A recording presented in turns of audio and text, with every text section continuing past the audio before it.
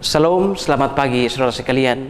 Senang sekali bisa kembali menjumpai saudara dalam acara Light of Revival, renungan firman Tuhan yang akan memberkati kita sepanjang hari ini. Bersama saya Sony Mesak, mari kita melihat Kejadian 22 ayat yang kedua. Firman-Nya, ambillah anakmu yang tunggal itu yang engkau kasihi, yakni Ishak. Pergilah ke tanah Moria dan persembahkanlah dia di sana sebagai korban bakaran pada salah satu gunung yang akan kukatakan kepadamu.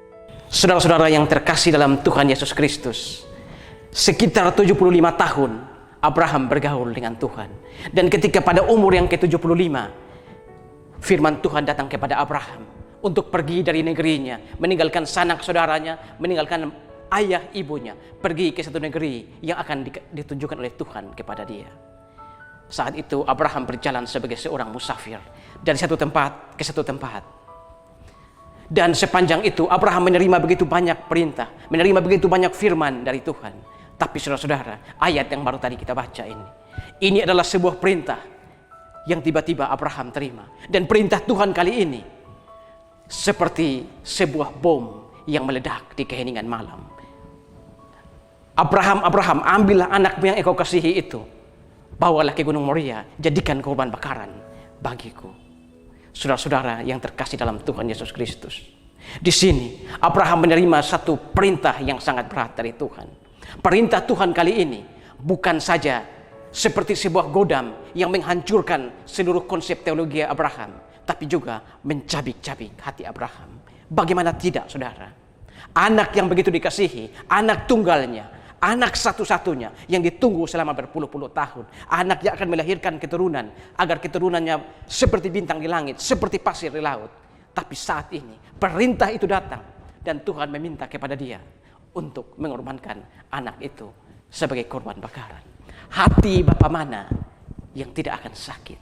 Hati bapa mana yang tidak akan pedih? Hati bapa mana yang tidak akan meradang? Tapi saudara, Abraham taat pada Tuhan. Dia taat untuk mempersembahkan Ishak. Karena bagi Abraham, di dunia ini tidak ada sesuatu yang harus dikasihi melebihi Allah junjungannya. Dan saudara-saudara, Allah atau Tuhan kemudian memperhitungkan ketaatan dan iman dari Abraham ini. Allah kemudian memberikan seekor domba jantan sebagai pengganti hidup Ishak. Saudara-saudara yang terkasih dalam Tuhan Yesus Kristus, di dalam hidup ini terkadang Tuhan menguji iman kita, menguji ketaatan kita dengan mengambil sesuatu yang paling berharga dalam hidup kita, mengambil sesuatu yang paling kita sayangi, mengambil sesuatu yang paling kita cintai. Saudara, saya tidak tahu ada apa dengan saudara pagi hari ini.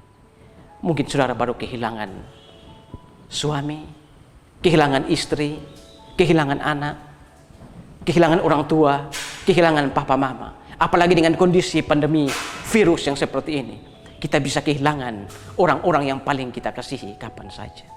Walaupun hati kita hancur, tapi kita harus tetap taat dan beriman pada Tuhan.